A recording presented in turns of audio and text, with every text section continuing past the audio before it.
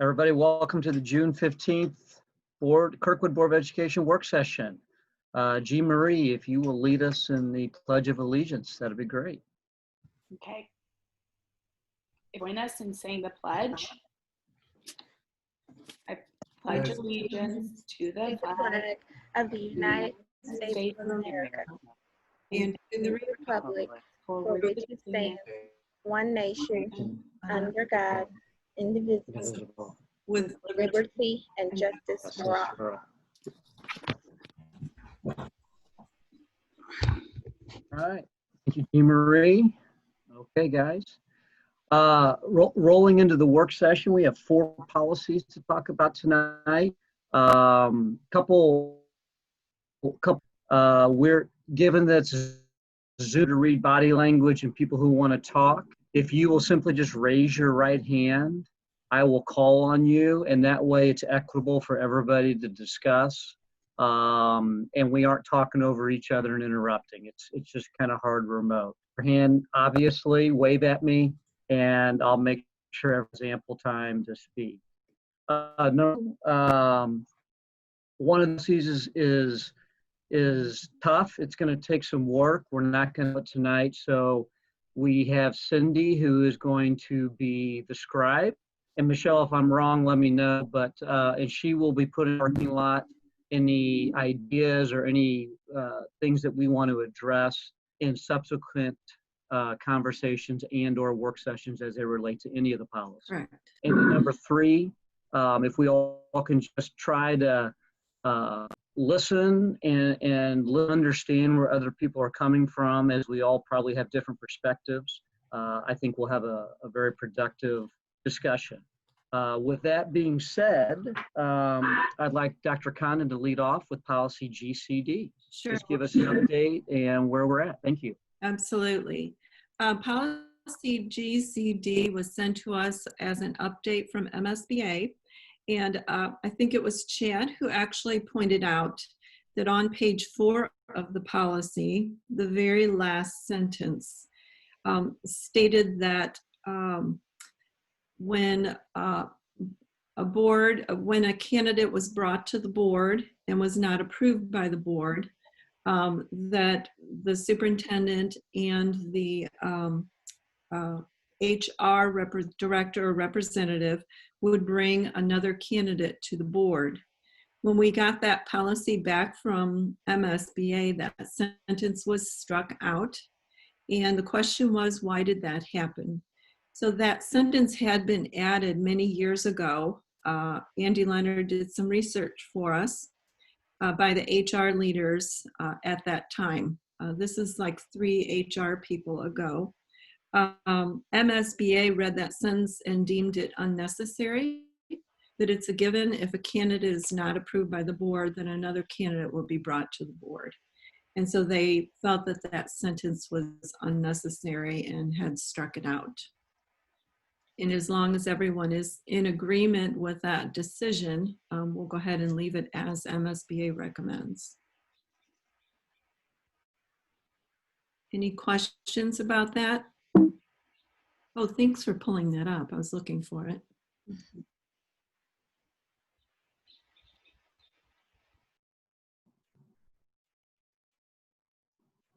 Okay. Anybody? Everybody good? Okay. There was one other comment that our attorney noted that was a difference in the way that we practice in our school district, and he's recommending a change. It's at the very end of the policy under the employment contracts section. Maybe not that far.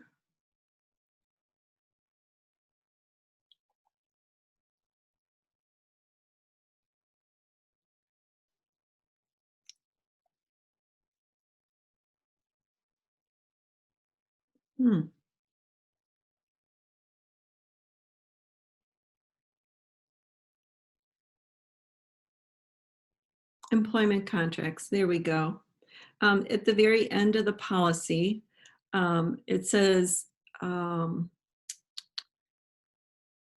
here we go, the first paragraph. The district will offer employment contracts only to certified employees who are required by law to receive a contract. Other professional and staff employees will be considered at-will employees and not be offered contracts. He is suggesting that that read instead, that be struck and that we insert in there, the district will offer employment contracts to employees as required by law and other non-certified professional staff members who are hired as supervisory personnel at central office, recommended by the superintendent and approved by the Board of Education. Any questions or comments about that recommended change by our attorney?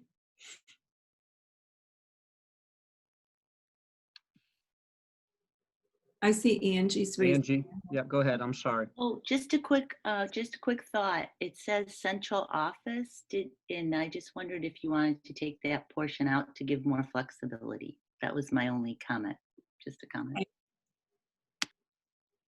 Yes, that makes sense. At central office can just be struck. And then it reads fine. Who are hired as supervisory personnel recommended by the superintendent and approved by the board. All right. Other questions or comments? Jean Marie? I have a general question. So who makes sure that we're in compliance with these policies? Well, it should be the superintendent and everyone who follows the policies. It's really up to the administrators to educate the staff on the policies if there are any changes. And we usually do that through principals meetings, and then principals trickle down and hold faculty meetings where they inform or teach staff of any changes in policies. Okay. And so essentially we're changing this from employee, certified employees or employees that aren't certified can also get contracts. Is that how I'm reading this? Yes, that's correct, because that has been the practice in the district. Okay. My only comment to this is we got to make sure that, our practices are in alignment with our policies. Right, right. I'm not sure what happened before. That was before my time, but you're right. We just need to tighten up that communication. Yep. Thank you. Nicole? So is this strictly for staff? Does that include like all positions, even coaching positions? Do we go by this policy?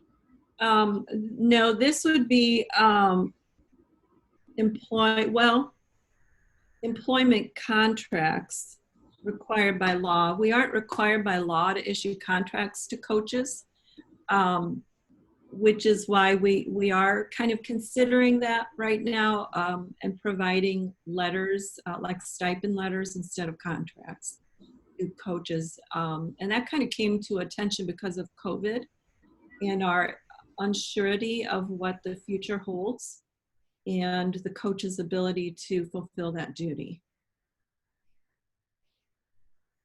So this So coaches don't sign anything to say that they're, going to fulfill the duties of their, what they've signed up for, or? Teachers. Go ahead, Cindy. Thank you. So there's a separate policy specifically for extra duty positions. And it says that we may issue a letter or we may issue a contract. It has been practiced prior to this year and prior to COVID that those who are on our teaching staff, we would issue a contract so those monies could be paid out throughout the year. And that those who are not on a teaching contract, they would get paid out during the season of competition or during the performance itself. Okay, thanks. So they either get a letter or they get a contract, typically. Thank you. And that's uncertified contract, correct? Where this is more specifically talking about the certified? Correct. I thought it was non-certified as well. For this situation, yes. Yes. Okay. I'm not sure how it is with coaches. I don't think all coaches are certified teachers. Right. Cindy, you can correct me if I'm wrong. That's correct.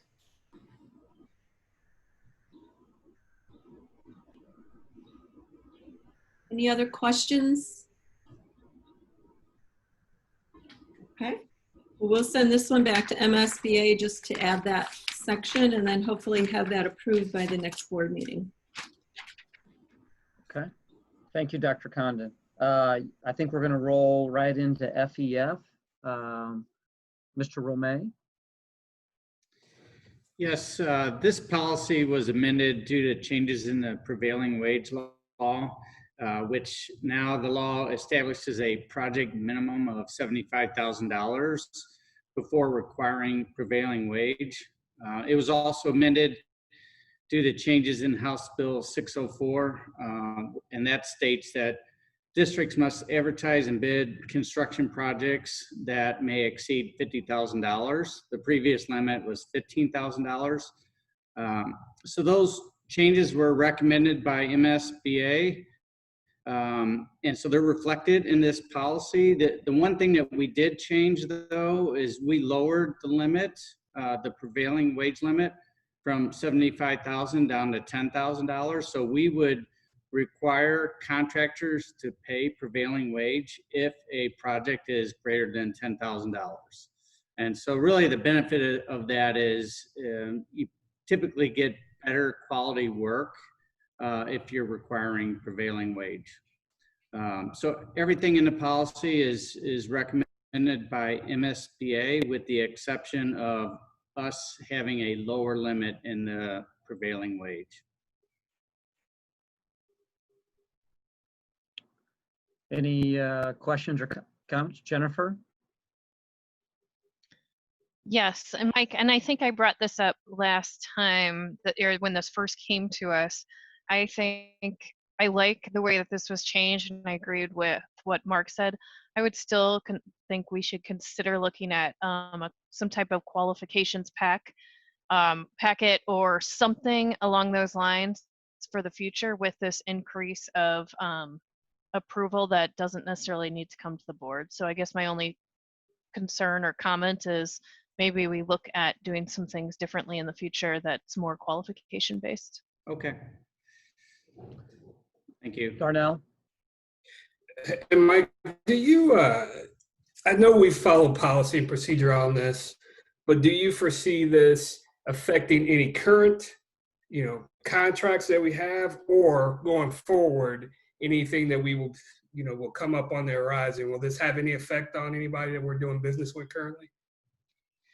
Well, it won't have any effect under any current contracts, but going forward, that really was kind of one of the reasons for having a lower limit on the prevailing wage is because potentially what could have happened is some of the contractors that we use kind of each and every year may lose out in the bidding process because they are paying prevailing wage or they're a union contractor. So I think by having a lower prevailing wage limit, most likely it won't affect us going forward. We probably would end up using the same similar contractors that we use on a fairly regular basis. The $10,000, that limit, sometimes we do real small projects.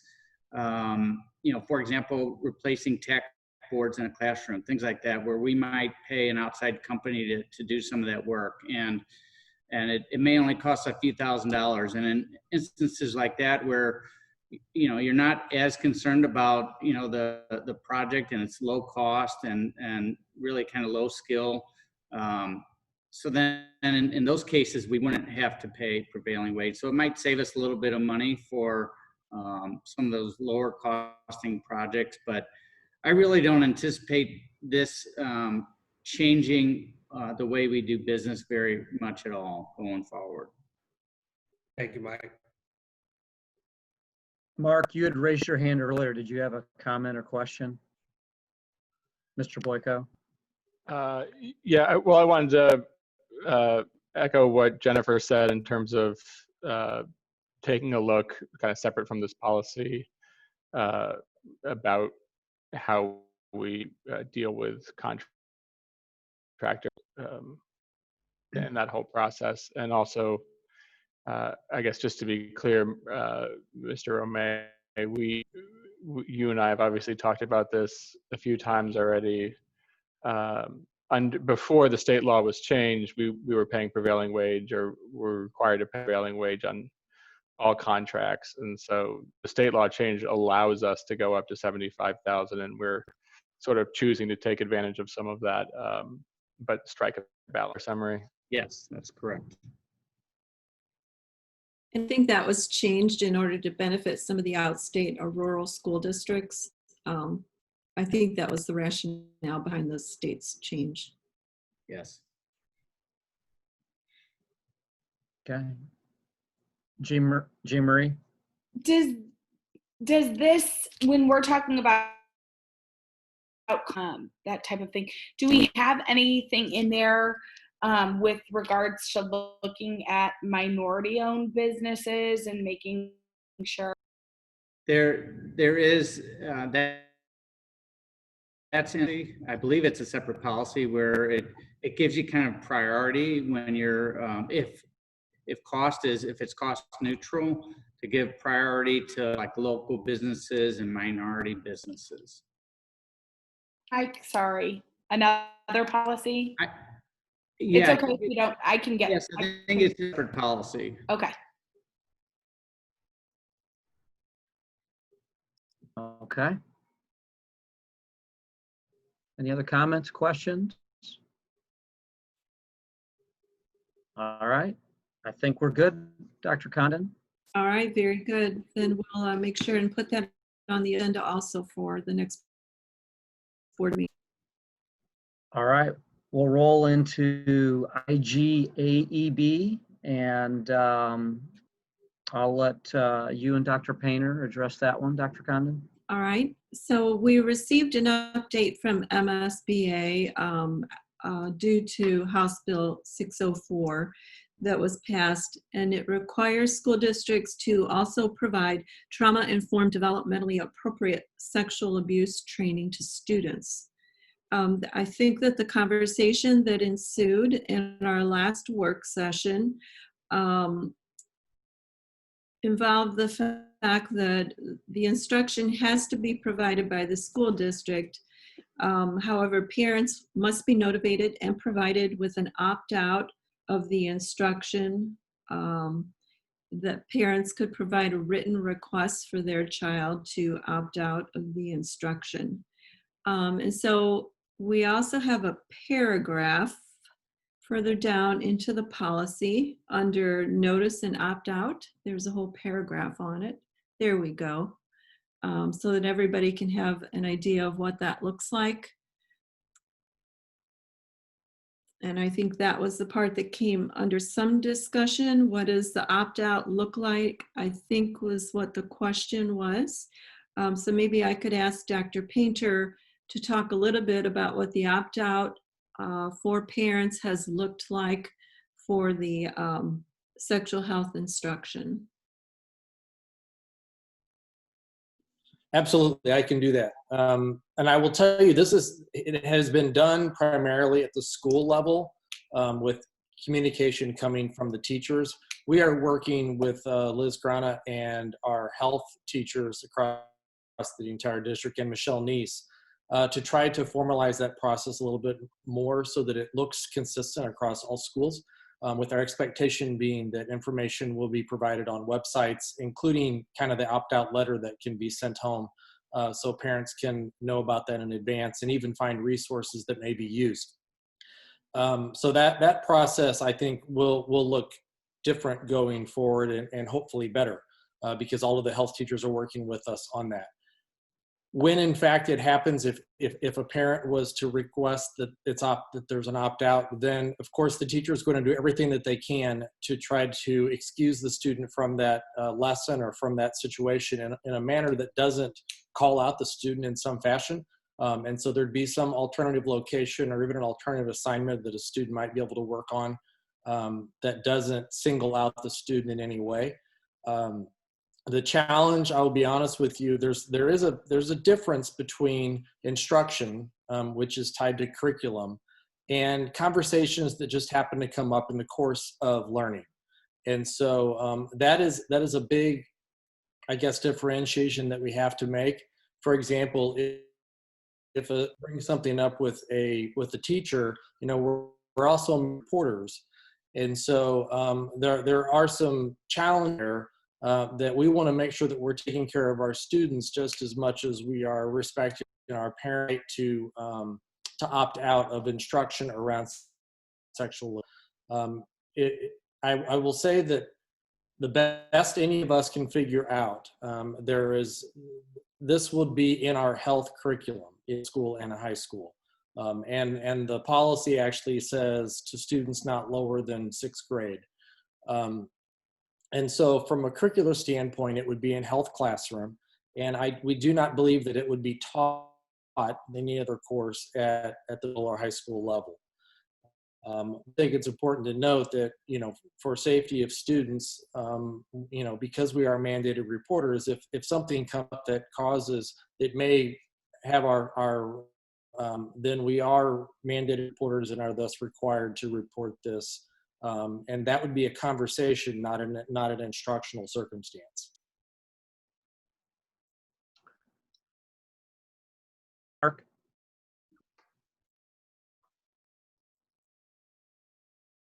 So I guess one quick comment. I saw public was struck in terms of inspection of the materials.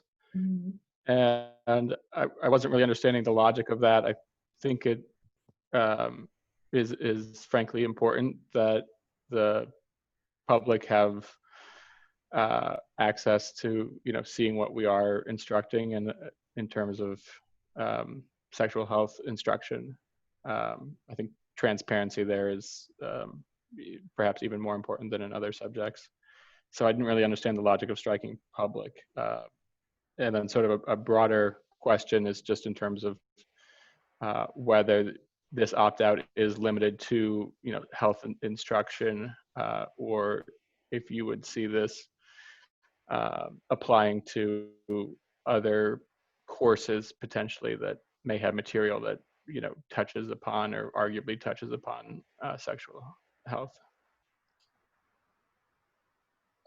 Well, I'm trying to think of what some possibilities might be for that. But I think as per the policy, you know, I think we're thinking specifically around sexual abuse as part of sexual education. But I understand your question, and I would have to think through if there are some other situations where that might come into fruition. So, you know, all I can say about the public piece of this is that we're providing this to you directly from MSBA. And so this update was made by them. And I think, you know, only thing I could think of, and I don't even know if I should speculate, but it's possible that maybe some of this material you wouldn't want it available, you know, instructional resources, maybe you wouldn't want it freely available on the website because it may not be appropriate for all viewers. If you had kids, for example, who were looking at our website or something like that.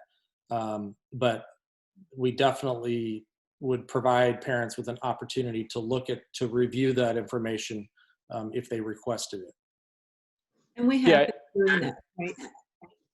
Sorry, I understand the point about, you know, not wanting it necessarily, you know, broadcast on our website or something like that. But I think some way for the public to inspect that material, whether it's, you know, physically going to ASC or something, I think is something that's worth protecting. Absolutely.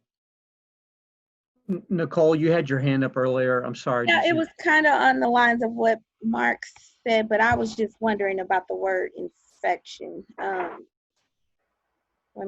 finding my notes.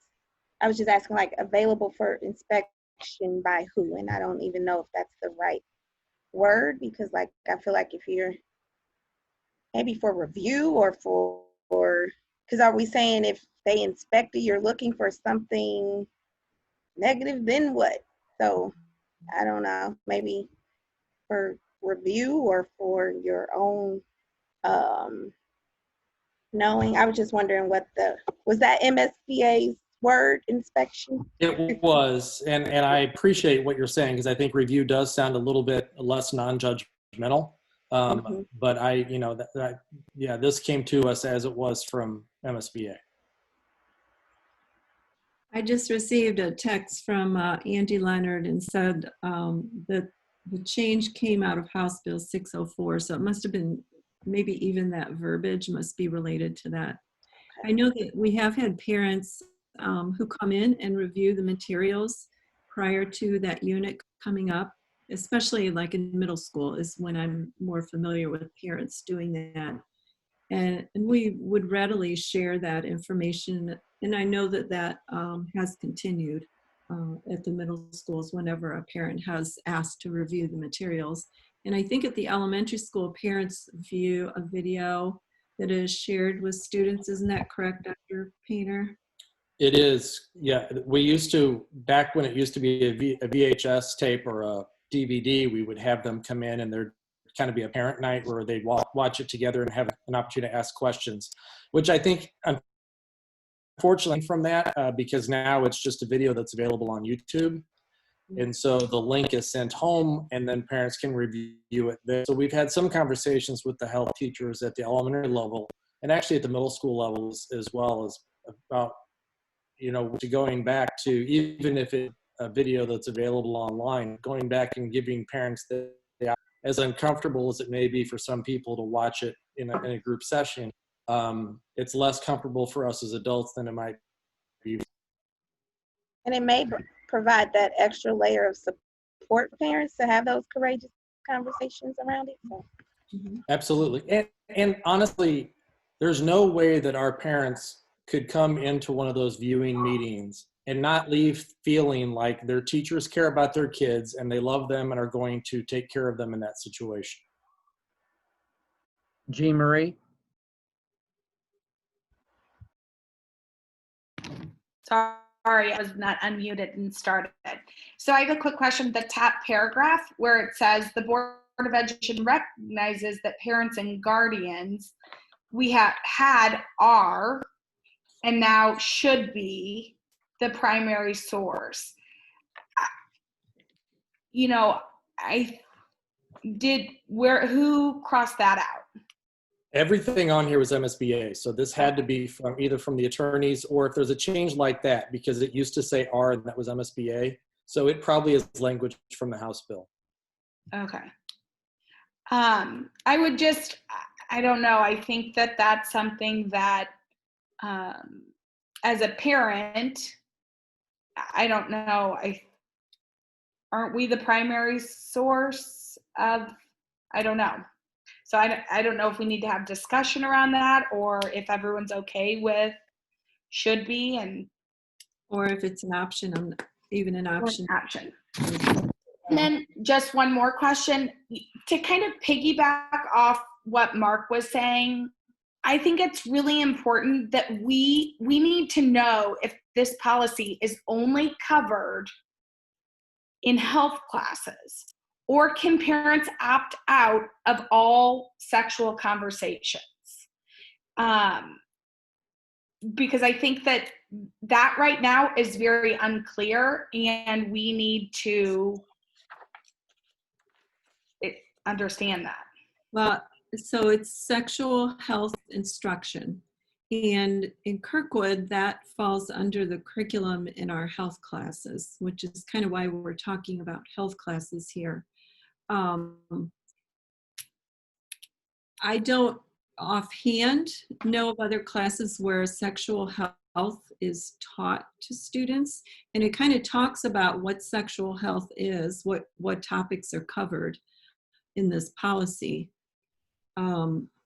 And so, I would have to respect Dr. Painter as assistant super curriculum, that if human sexuality or sexual health instruction is occurring in another class, that, that this same process would have to take place.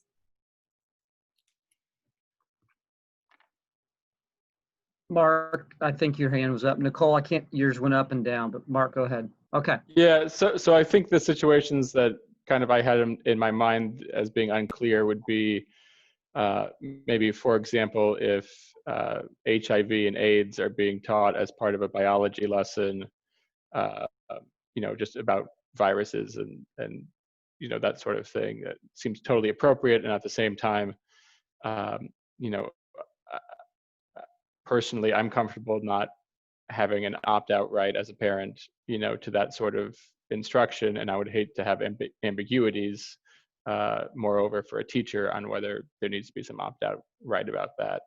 And kind of the other area I could think about would be a history or current events discussion. Obviously there was a court case from the Supreme Court today about sexual orientation discrimination. If that's being discussed in a class as a current event, is that something that would also trigger this policy? So those are sort of the ambiguities I had in my mind, and maybe the answer is clear and I just don't know it. But no, I appreciate that, and I think it does depend on kind of the parameters that we set on what is sexual instruction or what is human sexuality instruction. Because, you could say, well, in biology and particularly in anatomy, in your senior level science course, you do look, you study human body, you study reproductive system. And so there definitely, I think you could say that is human sexuality instruction, but you're not talking about the same sorts of things, sexual intercourse, those sorts of things that might be discussed in a health class around human sexuality instruction. And it's also important to note that, we have this policy in place already. The significant changes to this policy actually have to do with the sexual abuse piece of this. And so that, that's what the House bill actually included and added to this policy that we are. So what you bring up, though, Mark, could be a discussion of controversial topics, which could segue into our next. Good segue. I see Darnell has a hand up. Yeah, Darnell. Really, you're kind of touching on what I was going to kind of go toward is this that you just showed us. As Dr. Painter mentioned, that it was from MSBA. So there really isn't like a lot of work in my eyes that needs to be done for this particular policy. Am I correct in that? Well, go ahead, Dr. Kind of. Sometimes we do personalized policies. It has to be acceptable according to the changes for the law, which the revisions were based on. The revisions in this policy, Senate Bill 604, and so we need to include those changes in that policy. Sometimes required, where we're able to be a little bit freer about what we put in, but there are certain components in most policies that are based on law that we just can't take out. And I would say, the heavy lifting regarding this has to do not with policy much as implementation of the policy. Mm-hmm. And so, we then have to go back and Dr. Grana needs to work with, and Michelle Neese and instructors. And, we could take a step back. Is there any place else where some of this may take place? But, we then have to ensure that we are implementing the policy as it's supposed to be. And that involves curriculum. I will say this is a challenge because the state has not taken it at the state level since 2000. Our district has been working, our teachers have been revising our health curriculum, recognizing that the standards have not been updated, and there are some people at the state who don't seem to want them updated at this point, because I think that it's a challenging conversation to find. Jean Marie, did you have your hand up earlier? Angie, is yours up? Angie, go. Okay, go ahead, Angie. Yeah, I just want to say, Dr. Painter, yeah, these additions from House Bill 604 are kind of separate from the actual policy. It seems as though they've just decided that this is a good place to put the extra part of the policy. So it kind of puts us in an awkward state because I know people have concerns and curriculum, but the bill, the House bill requires us to make some of these changes. We should do that at this time. We can at another time or continue to assess this policy as well. Would you say, Dr. Painter? That was just kind of my thought on that. I mean, there's a review process for us to examine policy at any time. Absolutely. Hey, Marie. I was just going to add, it's not clear to us what this policy covers, whether it covers just health or it is a broader policy. Then, you know, number one, the staff implementing the policy aren't going to understand it, and also parents aren't going to understand it. So, you know, I think that we've got to be very clear.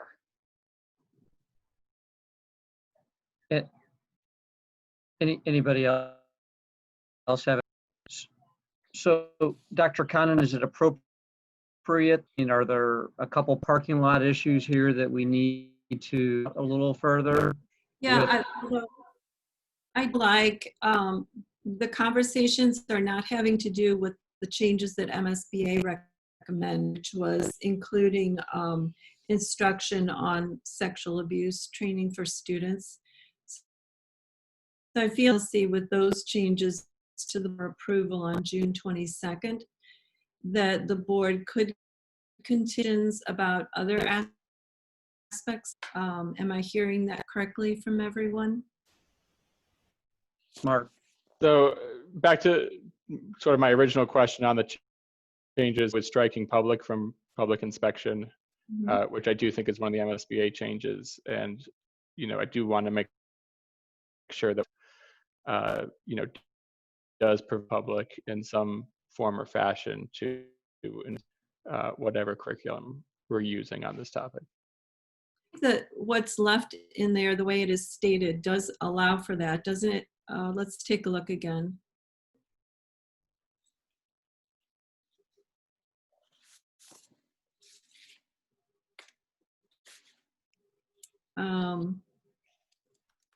The district will make all curriculum materials used in the district's human sexuality and sexual abuse instruction available for inspection to the use of such materials in actual, prior to the use of such materials in actual instruction.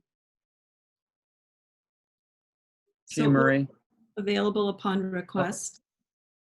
Go ahead. Sorry, Dr. Conan, go ahead and finish. I'm sorry. No, I was just going to say, so that to me says it will be available upon request. But that's just to parents and guardians. So I'm just trying to make sure that, like, that sentence only applies to parents and guardians. I want to make sure that any member of the public can see it. So, Jean Marie, did you have a comment or question? yeah, to kind of go along with, you know, what Mark had come up with some examples with other instances that this policy could pertain to. Maybe what we should ask the central office team to brainstorm other areas that this policy there could be other examples like Mark came up with before we begin work on this. I think the best thing that I can offer at this point, I understand that there are some new sexual health standards at the national level that we could review those and kind of get a sense, because part of it is defining what exactly do we believe is human sexuality or sexual health instruction. And so we can potentially look at those standards and get a guide from those standards as to what topics, I guess, if you want to say that, might be included, and then we can look and almost do a matrix across other curricular areas and see if there's common ground across those, particularly as it pertains to sexual abuse, but any other areas within the standards might play out as well. And our team can do that. You know, the challenge, I guess, is if you look at this, and probably a lot of other policies as well, but if you look through it with the fine-tooth comb, it's, you know, they don't define what sexual health instruction really is. So Dr. Painter, just to kind of distill it down, really, the policy that we have in place, the only difference truly here is the legislative language around sexual abuse education. The one difference is our current policy that we have in place right now was not adopted several years ago as presented by MSBA. Kirkwood was, the best I could find of the 15 districts that I looked at, Kirkwood was the only one, actually there were 2 districts, us and Clayton, that pulled out some language around, oh, I'm blanking on it now, but it was specific to, I'm not sure why I'm not, okay. Teaching about consent. For some reason, we pulled out teaching about consent from our policy when it was adopted last time. So Really? there was some language that was given to us by MSBA that we removed that, but most other districts left it in. And Jennifer, I see you. I just have one more question. I apologize. And that was how long ago, you think? That was, oh, this is IGAD. AEB. IGAEB.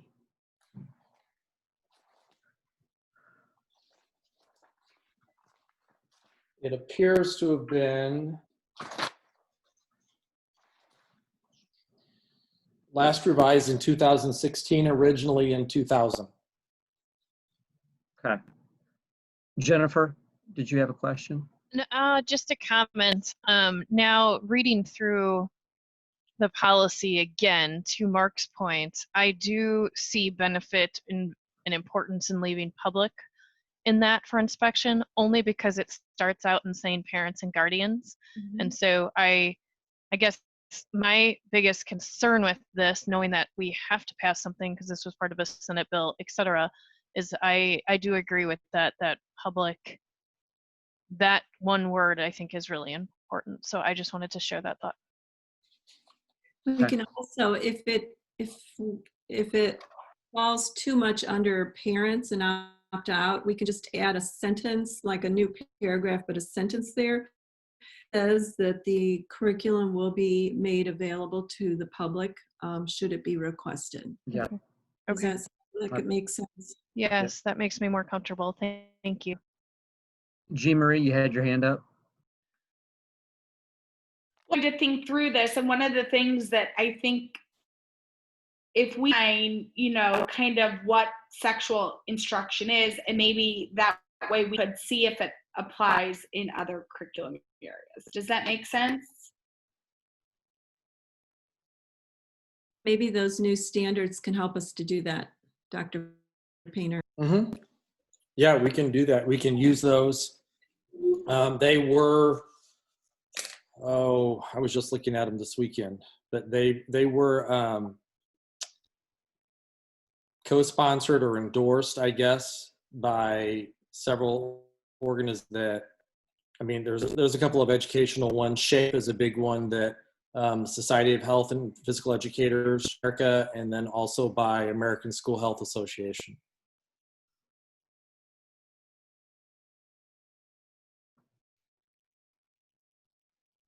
Any other comments or questions? So I just want to make sure I'm clear. So Yep. I know it took next. I'm going to add the sentence, will be provided to the public should be requested. So I'm adding that sentence. And then I had a note about perhaps changing the word action to review, potential change to send back to MSBA. And then should we try to get that includes the sexual abuse training in there, and then come back and continue to discuss this policy in order to define what does sexual health instruction mean? Or wait. Almost there. I saw, did you have your hand up, Jean Marie? Yeah, I would just ask, could you also that, the change, the education recognizes that parents are the primary source? Okay. How does everyone feel about that? Mark? I actually prefer just it recognizes that it's our intent that that be the case, but that there are, frankly, some parents and we want them to be the authority, but they're not.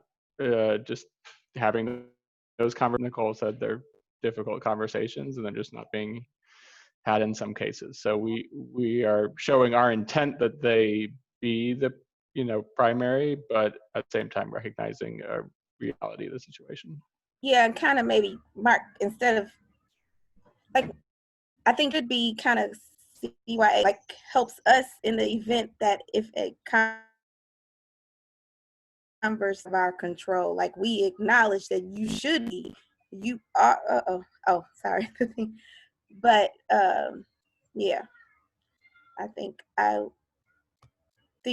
we are acknowledging should be is that they are, but in case that if something happens, if there's a conversation that is outside of our control, that we as a board are not held accountable. And nothing like that the teacher is bringing up, but if a child asks the question and it's on the spot, what do you do? Jennifer? I like the word should be for the same reasons that Nicole and Mark are saying.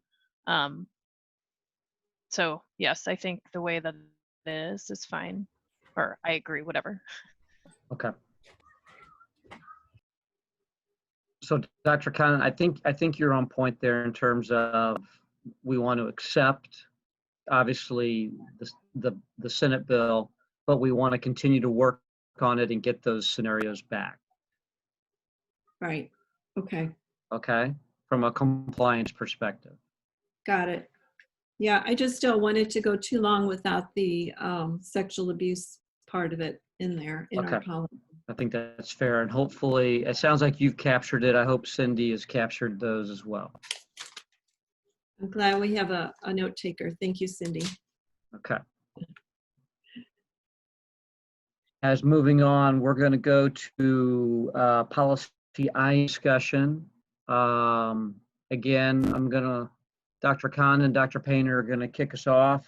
And again, I just ask, raise your hand. I'll call on you. And please, again, listen to understand. Thank you. Thank you. Well, this whole process began in January when I received an email with requests from a community member regarding several policies. Of the requests that were provided, and I shared this with the board. There was one request that when discussion with my cabinet would provide some additional guidance for our teachers. And the whole topic was the teachers teaching controversial issues. So there is a policy, BF, that describes the school board policy process. And according to that process, a community member can make a request, a policy. And once we received that request, I worked with my administrators, review the proposal with the thought of doing some research to see if there were policies out there providing teachers some guidance on teaching controversial topics, and then to see if we could use some of those examples to design a policy that could work for Kirkwood. And so we began to work on that at that time. According to Policy BF, it states that the superintendent and administrator will review the proposal, in this case by the community member, and make appropriate recommendation to the board. The policy may be adopted by a majority of the board and included on a board agenda. Will be provided to the board ahead of time to be discussed, and allowing the board some time to study the policy, proposed policy. So that's where we are right now. We did a little bit of research. Cindy helped out in taking a look at our current policy. GBCB is on staff conduct. And that policy, I think it's 10 of that policy, states that employees will not represent personal opinions as the opinions of the district. And taking a look at that policy, we probably provide a little bit more guidance to others around the teaching of controversial issues, and on the topic of teaching personal views, kind of into, for example, political conversations, specifically around elections, to help our teachers, give them some tools to kind of stay within the boundaries of providing our kids the opportunity to talk about these issues without providing influence in those issues. So Dr. Painter engaged in some research to find some policies around the area that addressed this whole topic of teaching around controversial issues. There was an MSBA policy, INB, on it. And so what we did was weeds from our area and developed the policy, the draft policy that you see in front of you. Dr. Painter, would you be able to provide a little bit more information that was done and the work that we did to develop what is being shown to everyone here? Absolutely. And I have provided this to you, the board members, already, but I just wanted to show that we can look at it a little bit as we go through and for the benefit of those watching at home. As Dr. Khan mentioned, we actually started an audit of numerous I policies and the instruction policies last fall, looking particularly at these 15 districts that are listed here on the left. We picked several, actually roughly half of them are St. Louis area, and then we intentionally picked representing districts from around the state, different sizes as well, so that we could kind of get a sense of how a number of our policies, and we looked at roughly 16 policies for all of those districts. We happened to note through that process that 5 of the districts that we looked at did happen to already have a policy around teaching of controversial issues, which at the time we noted it, we didn't realize we were going to be going down this path. And so as we went through that, we went back and looked to see how many districts around the state have a policy INB, and then how many in our Education Plus member districts right in the St. Louis area do as well, and those are listed here on the right. They are not all exactly the same.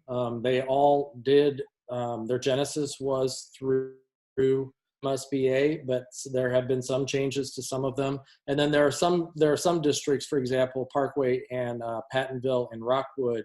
Some of their policies look very much like MSBA policies, and some look nothing like them at all. And so this right here is a policy that we drafted.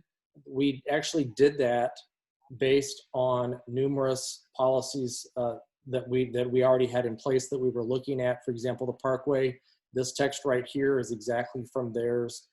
Camdenton's, we stole some of their language here.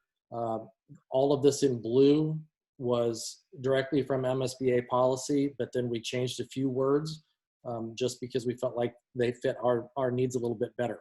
And so that's where we landed with this. And then there's also, there are some procedures that go with this that kind of outline, this is how things take place. The policy itself is rather short and to the point, but then there are some procedures that we have also drafted that we think would help give meaning to this and make it a little more real for our teachers. We actually, prior to COVID, we were ready to start potentially doing some professional development, designing some professional development for teachers around these very topics, which we think, policy or not, are valuable for us to be doing, because we frankly feel like it's important that we have these conversations about things that might challenge our beliefs and opinions in some way, that might help us think from a different perspective, our own, that might help us think more critically about our own perspectives and maybe even change our mind on something. And so that's kind of where we landed on this. This document includes a whole bunch of more stuff that I'm not going to show you because it'll give you a headache as it goes by, but comparisons between MSBA's language and Kirkwood's, other districts and Kirkwood's, and so that's all in there. And then at the end of the document is the list of the procedures that we've drafted as well, which again, we drafted by borrowing from other districts. The timeliness of this with an election, national election coming up, could be very helpful to teachers to try to guide their conversations in a neutral way. And also, passing something soon along this line could help provide some time to develop that professional learning for the teachers around this policy. And I will say, and I understand where they're coming from on all grounds, but I've been struck by the number of teachers over the last 5, a little bit longer years, who are very hesitant to have conversations around elections or around other topics that might be deemed controversial to anyone. Some teachers are totally fine doing it. They have no problem whatsoever doing that. And I think they're very skilled at providing multiple perspectives, or at least resources that students can explore multiple perspectives. And I know of some teachers that actually, they want to know, what do you think about this? Okay, you're now in charge of researching the other side, because that's kind of what good teaching is about. And of course, part of our digital citizenship curriculum actually involves understanding media bias and knowing that that's out there. We need to be looking at things from multiple perspectives, from multiple sources, because there's bias in everything that we read and we watch on TV and on YouTube and everything else. And so just trying to get a sense of that. But what has struck me is really the number of teachers who are just, they're avoiding some of these important conversations, not necessarily because they don't feel like they can handle it with their students, but because they don't want to deal with the potential backlash that may come from parents on all sides. When our students have conversations in classrooms, even if as a teacher, I could leave that conversation saying that could not have gone better. We had kids really pushing each other, really thinking outside the box, really looking at different perspectives. And when those students go home, they don't always relay it the exact same way to their parents. And so, so when parents get word of some of these conversations, sometimes they go, great, I'm so glad Kirkwood School District's having these conversations and pushing my kids' thinking and giving them opportunities to see things from a different perspective.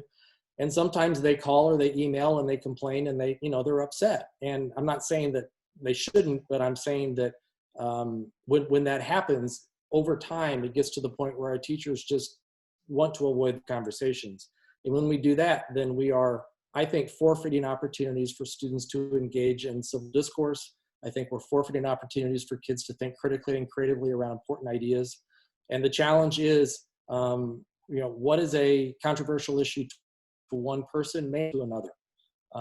And I would say, I know for a fact that we've had teachers who've avoided conversations about race, about Black Lives Matter, those sorts of things. And if we were in school right now, that's the last thing we should be doing, is avoiding those conversations. And so putting parameters on them is very important, and giving the supports and the structures to our teachers and to our principals and anybody else who may be having those conversations with kids, and helping them understand why it's so important that you communicate with families about the conversations you're having.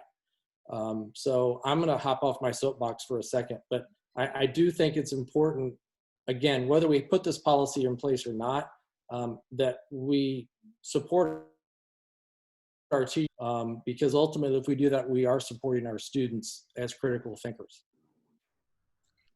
You know, I would like to add something, Dr. Painter. The words that we selected for this policy were really purposeful. And I look at that very last bullet point where it says, help students to be tolerant of arguments in opposition of each other's point of view. And I have seen that in place at Kirkwood High School with a difficult conversation. I think it was earlier this school year or maybe last school year, where students were in the large auditorium, and viewpoints differ. One person spoke from the large group, and some of the students became very angry and hostile. And yet other students stood up and said, no, you know what, we heard people who agreed with us. We also need to hear people who disagree with us. And so, I mean, that's one of those memories I'm going to take with me forever, just because it was so beautifully stated by a student and then the other students began to listen. But so I will just say that the words in this policy were really purposeful when we decided to put them into the policy. And I'll just add that this came about through a community request. And I think that it's important to note that we may or may not agree with everything will bring forth to us, but there is a process for us to engage in the conversation and to think about the other side, and to look at it and recognize that other people's beliefs, even if we don't agree with them, they're genuine and sincere, and they're worthy of our consideration. All right, Jennifer, I saw your hand up earlier. Did you want to say something, or are you good for now? No, I actually really appreciated some of the stuff that Dr. Painter said. And you said prior to COVID that some of our teachers were going to do training, or that was an option on how to address controversial issues. That's something that's still on the table if we pass this policy that we can add to our budget. And I just think that would be extremely valuable either way, but especially if this is passed. Well, what I should have said is that Dr. Grana and I were in the process of thinking in March about what could this look like this summer if we were to do it. We have not done it, but that doesn't mean we can't. It would probably have to be virtual at this point, but we could some sort of something because I agree it's important. And again, this isn't dependent upon the policy necessarily, because the election's still happening. There's still important issues for our kids to be thinking about and talking about. But yeah, it's something we can work on for sure. And it would be built around the policy and the procedures. And really the first step of it is unpacking the policy and the procedures so that the teachers know what's there and can have dialogue and conversations about why it's important to do these very things. Okay. And do you think that there's professional learning out there from some organizations or MSBA or others that they have some training or something on this? So it's not necessarily all on your back. And again, just looking at, if there's are professionals that do this, it would be great to know. Just some additional thoughts. Yeah, I'm sure there are. Well, we can dive into that and look more. I know that there are specifically people who do training around specific topics that some might deem to be controversial, and they help people facilitate those conversations. And so, but I'd like to see if there are people or places or whatever that we could explore, that just leading conversations around important topics like these anyway. Great. Okay. And doing it in a manner that respects all viewpoints and does get kids to, just as that last bullet says, be tolerant of other people's ideas and delay the decision about what's what until you have had an opportunity to look at more facts. Yeah, great. Okay, thank you. Mm-hmm. Jean Marie. I would just say I want to be very cautious when we speak about a community member bringing this forward. And there are a few reasons why I want to be. One, we want to be open to community members, whoever, coming to us and feeling safe to come to us. And so that's one thing that I do think that we've got to put the fact that a community member brought this to us and really look at the policy in the lens of what's best for students. What do we, how does this, and not so much on, you know, how it was brought or who was brought. Okay, I would. I just brought it up because it was part of the history of how we got to this point. Because if that community member had not initiated this, we wouldn't be here, you know, having the conversation. So it is part of the process. It's part of policy BF that's the way it works. So I guess that was the reason behind my describing how we got here.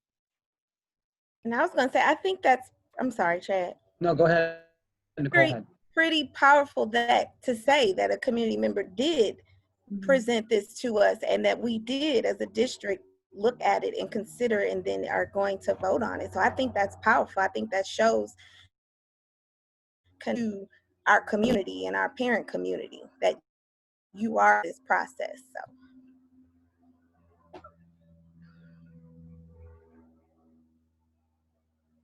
Mark, my only point is I just want to make sure that parents feel and community members feel comfortable and safe, and that we also aren't just looking at this policy with the lens of one person bringing it to us is my hope. Right. No, Jim Marie, I agree and thank you. I think what we have to do, and Mark, I know you have your hand up, we have to look at this now from the lens of the school district, our kids and teachers, and is there value, and what does that look like specifically in a policy?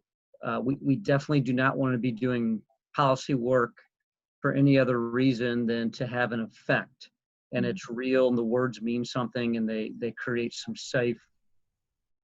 a safe outline for us to operate within. So I think that should be the context of how we operate. Mark? You're on mute, Mark, if you're talking. Yeah, so I guess my first thing is I appreciate, you know, one concern I had in my mind and have had for some time is sort of, is there a need or use for such a policy? And I think that, you know, what we've heard tonight, you know, expresses that this could be a tool that would be helpful in trying to give the level of comfort, but also, you know, some guidelines, and I appreciate that. My main point is kind of more of a wordsmithing on the policy itself. And obviously, you know, I understand that this is language that's taken from what other districts have done, but obviously we don't need to have this policy from a legal sense in the first instance. So the one that causes me some concern is the first bullet point of what professional staff members have a responsibility to do, which is to explore the possibility of alternatives or divergent opinions. You know, that's the one that causes me some level of concern. I think, you know, a lot of the things in this policy are great and aspirational, and not just aspirational, but things that we should be doing. And 4 years of law school, you know, rethinking positions and taking opposite positions is something I'm pretty familiar with. But putting this obligation here on professional staff members to explore alternatives caused me some concern, and I'm going to give you some examples that, you know, are going to sound kind of extreme and crazy, and it's probably a limitation of my own mind and not thinking of narrower issues, you know. But if an elementary student is excited about Santa Claus, you know, does the librarian have an obligation to sit down with the student and explore alternative positions about Santa Claus? Or if a student's excited about reading about Harry Potter, are we placing an obligation on a teacher to, you know, sort of have a discussion about the limitations of magic and wizardry? We have a book in at least the Robinson Library called The Story of Easter. We're putting an obligation on our professional staff. You know, if a teacher is, or if a student is reading or has selected that book, to explore alternatives. And then the other thing is, you know, a lot of times we think of controversial topics as having two sides, and you want to teach both sides, but obviously there are some that have a wide number of sides. And in the context of a presidential election, you know, there'll be a dozen names on the ballot when we go in November.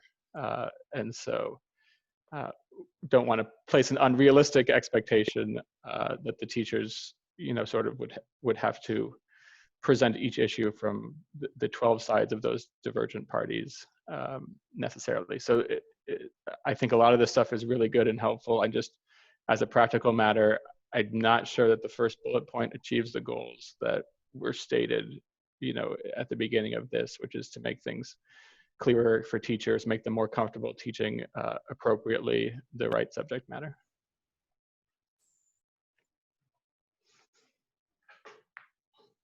So I guess a question I have is, do you feel like the policy states that without even having to have that bullet point? In my view, the 3 bullet points below it, you know, cover that ground. Mm-hmm. You know, that you ensure you have accurate, factual, and balanced presentation of materials. I think that's a statement right there that sort of covers the same ground without kind of lending itself to the problems that I pointed out. Would changing the word explore to maybe recognize change the intent in your mind?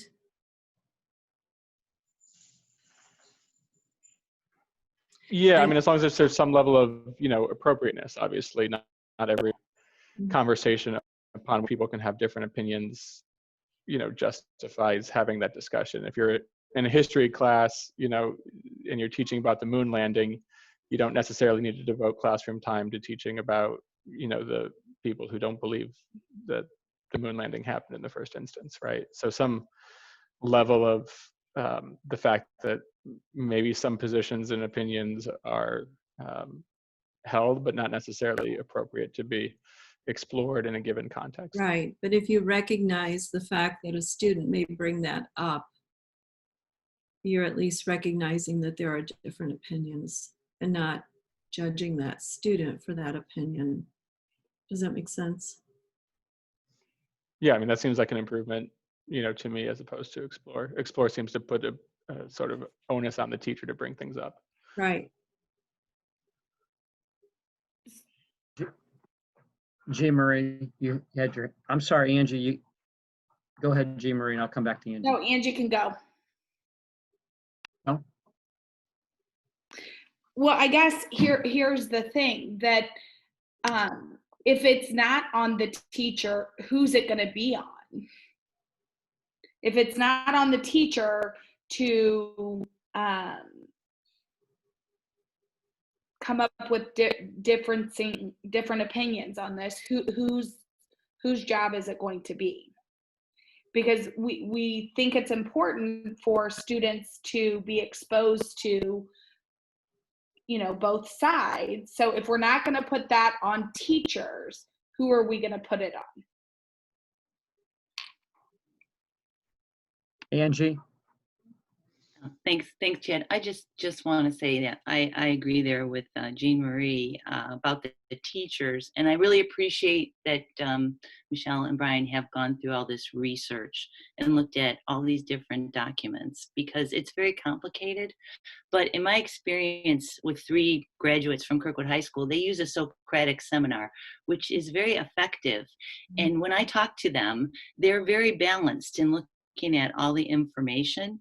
And so I think that a lot of this good work is happening with our veteran teachers. And I think they could be mentors to maybe the teachers who don't feel as comfortable. So I think that we have to share that, because it is working well at the high school for sure.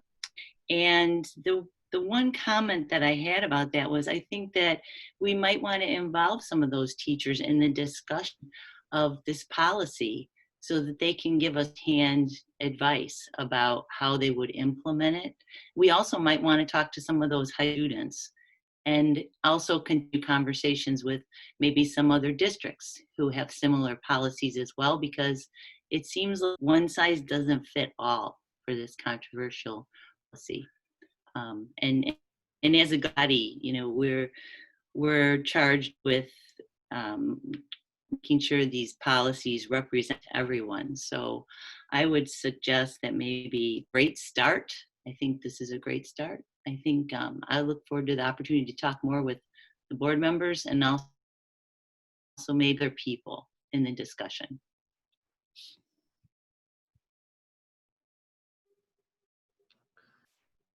Jean Marie, go ahead.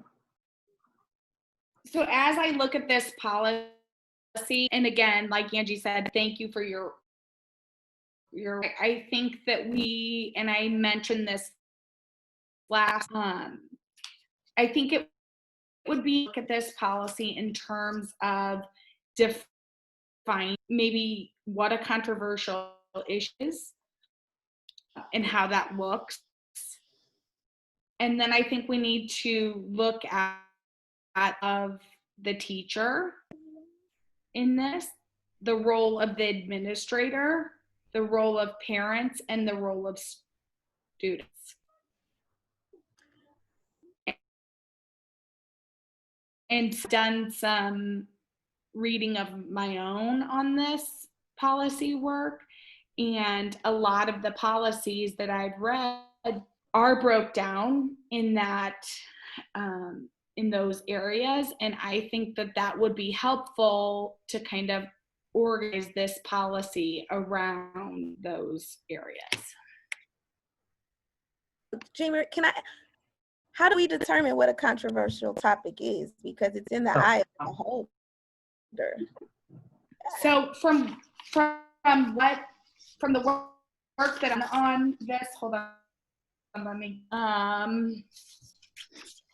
sorry, if someone else wants to go while I'm looking. I think just want to say that's a good point, Go ahead. Nicole. That was a good point Nicole made, because I think that was one of the questions I had, because really our mission is to educate the students, not to determine what is or is not controversial.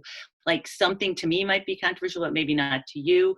But if you have the same going through and addressing every issue and you're respectful of people's opinions, then you can deal with all of it. So I just think that was something in there. There's a line that says what is or what is not controversial.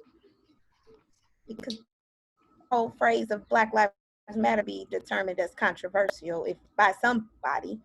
However, in my eyes or whoever's eyes may think it's something totally different. So it's hard.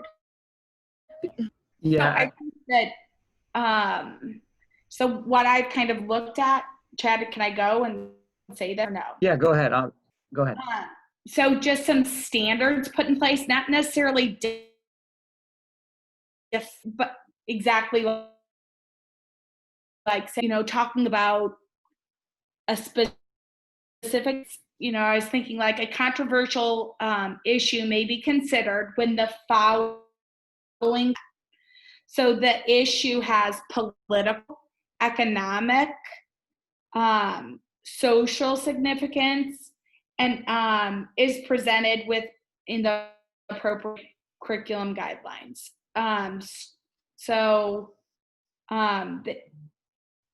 students are, so I think that we could come up with different standards on something controversial. So for example, they're defined as public issues that are relevant to the curriculum, but are not prescribed as topics within the curriculum. These issues generate significant attention and interest to result in identifiable, opposing, or varying viewpoints.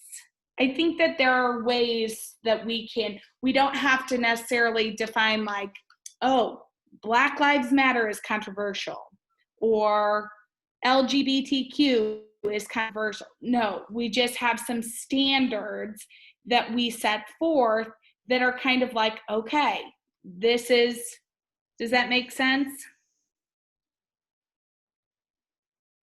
I understand Mark? what you're saying. I just struggle with knowing exactly how.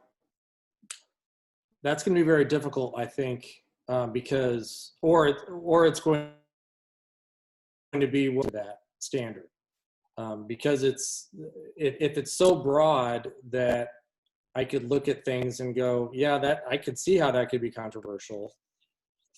Again, I mean, I understand what you're saying. I'm struggling with putting parameters on what's controversial because I think it's a very personal matter.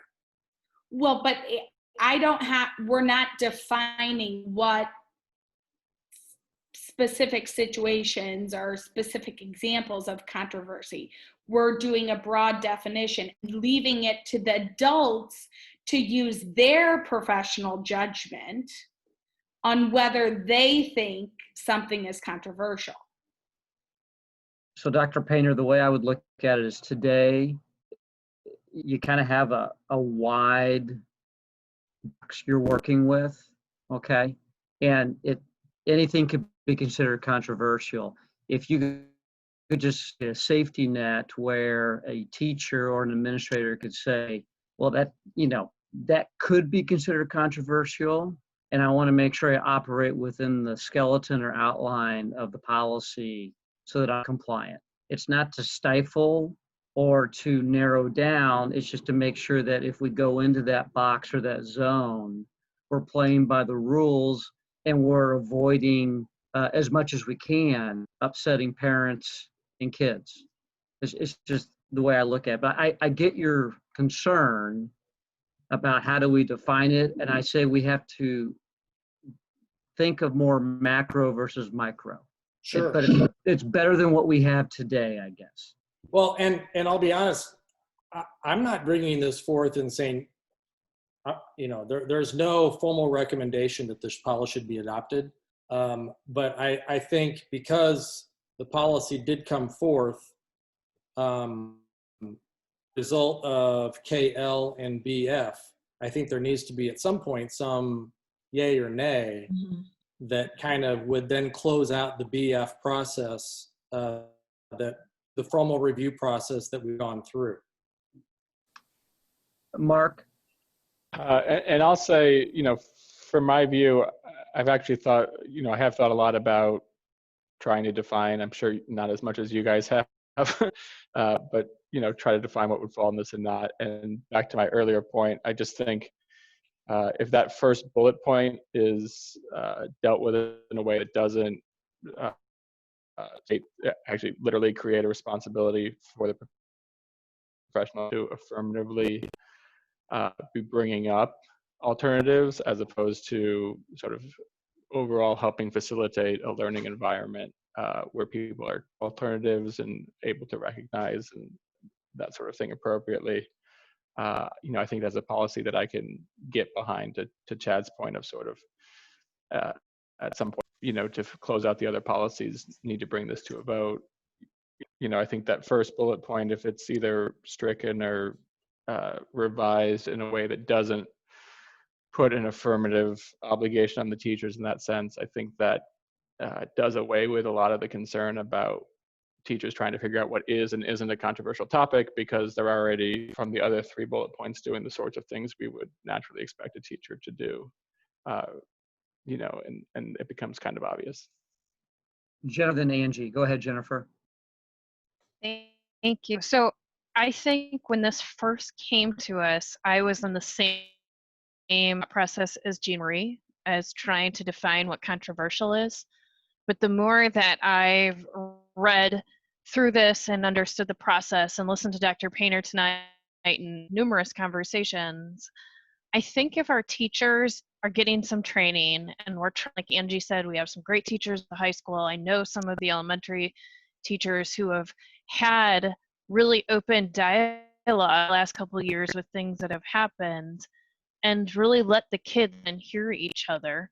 If we are supporting our teacher professional, and if we're giving this additional training, I think that the policy controversial is, Because if parents, like Nicole said, could think of anything as being controversial, because what I say is controversial or somebody else does, if our teachers are actually trained to have a discussion at any time about voice a differing opinion on, I think we leave it as written, although Mark, I can agree with you by removing that first bullet, because I see your concern there. But I think the biggest thing for me is that, Dr. Painter, that we provide to have these conversations, not leading, these kind of conversations without leading students down the path. That for me is really important, and I actually then do like as is. Angie? Wait. Yeah, good. Oh, Oh, Darnell, you want to go first, Darnell? I already talked. No, okay, no, okay. Angie, go ahead. You have the floor, please. Okay, just I just think that if we could get some teachers and some students, and maybe because we each know, we look at it from ours, but I really think that we might benefit from getting those experts. So I know that there are people that know issues, and I know that we've been before in engaging with our community, and hopefully then be a work in process. I know good policy writing takes sometimes months, but at the end of it, if everyone's engaged in the words and the work, then it's really something powerful. So I would just want to throw that out there, maybe get some more people involved in this process, especially those teachers who do such an amazing job of it. Thank you. Thank you, Angie. Darnell? Thanks, guys. I think it's been a great dialogue tonight. And it's sort of a procedure dichotomy. Like I feel like our teachers do a tremendous job at sort of handling and doing this. And my question has to do more. I understand that this was kind of brought to our attention, and I get that. Have we ever kind of taken a look at how our policies and procedures are, so that maybe there is no need for this? But I also wanted to again, this itself could be described as, creating discussion between just the people on this board. So the fact that we're even having this strong dialogue about it, the topic is already leading to, something that's going to take some time to work on. But we kind of take the position of our practices and things that we're already doing. Are we already following this without having to really put down or put into a policy as IMB stands currently?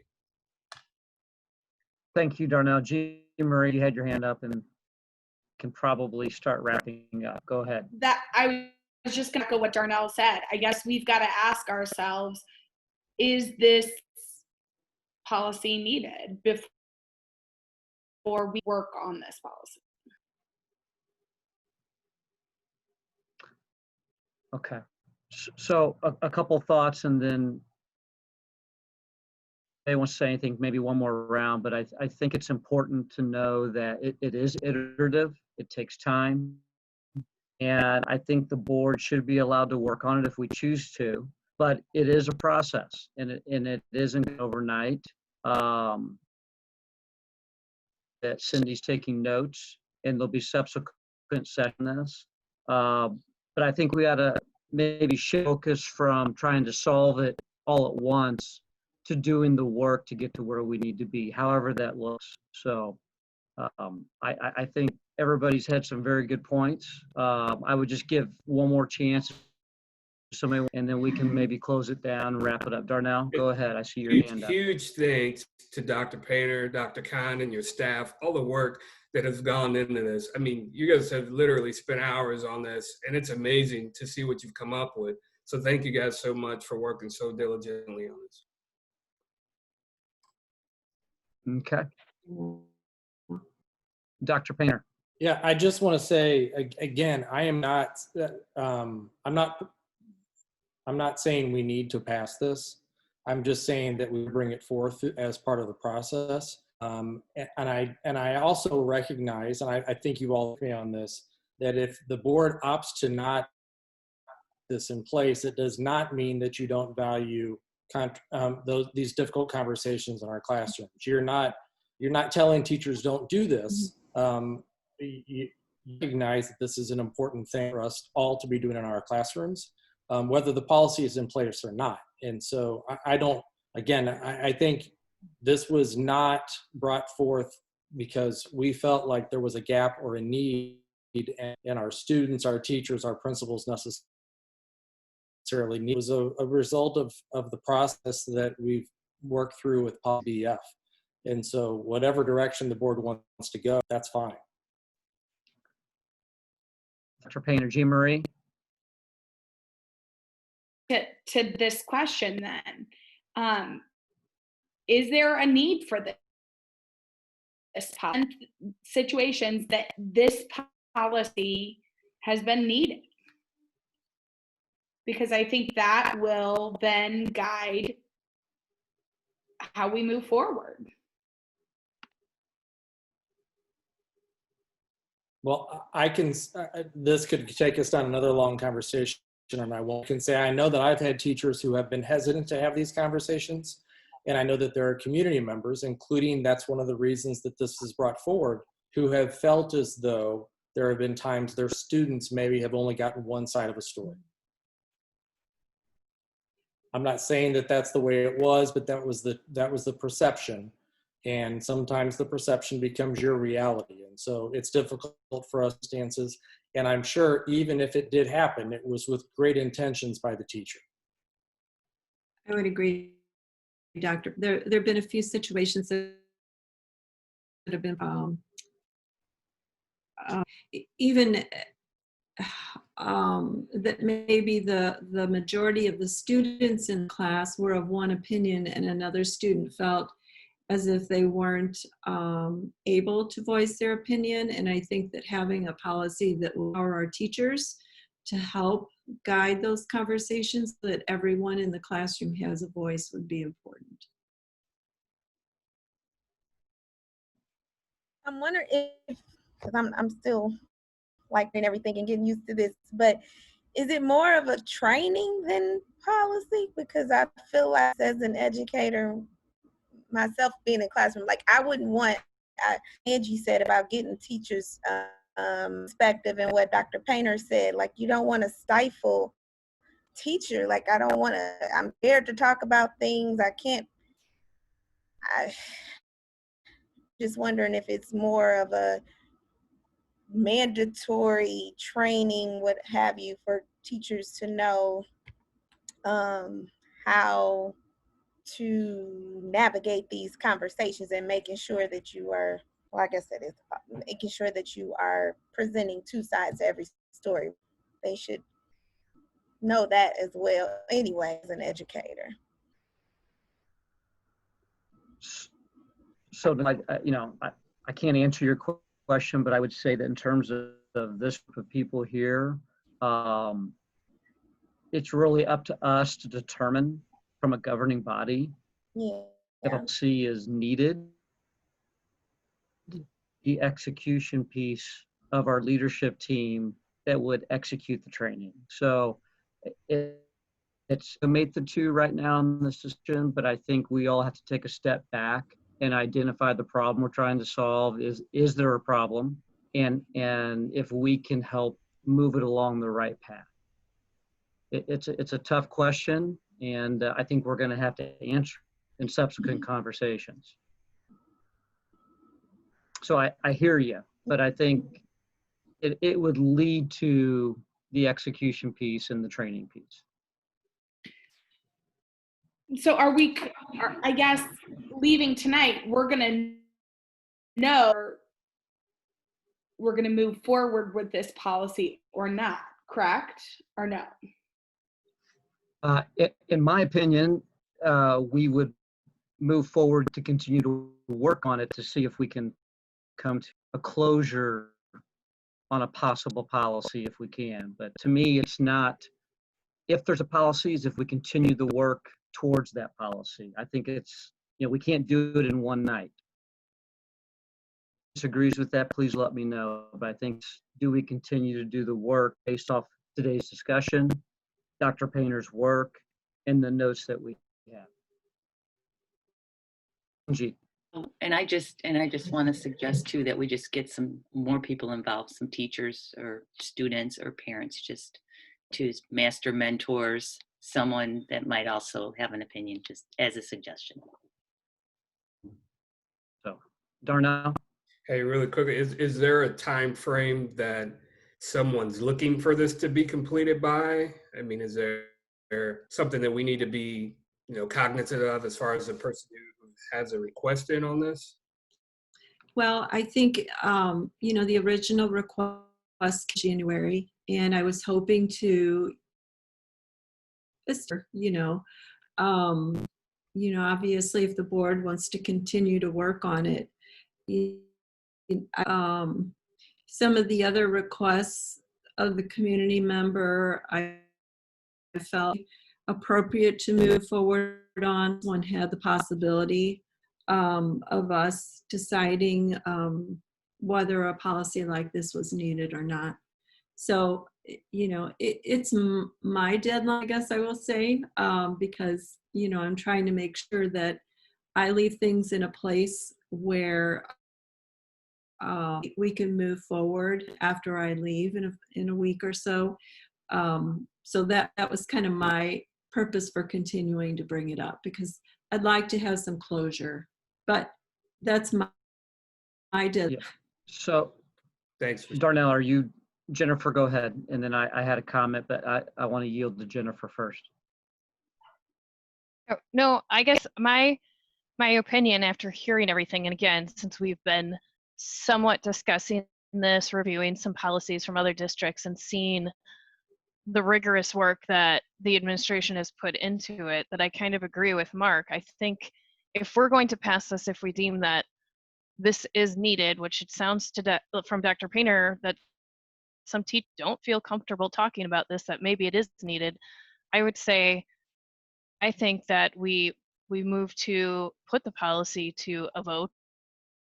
There's training in place, and maybe that training needs to happen either way, especially those who have expressed concerns about having these conversations can have that. Again, either way, whether this policy or what happens, I think that there's a lot of benefit in that.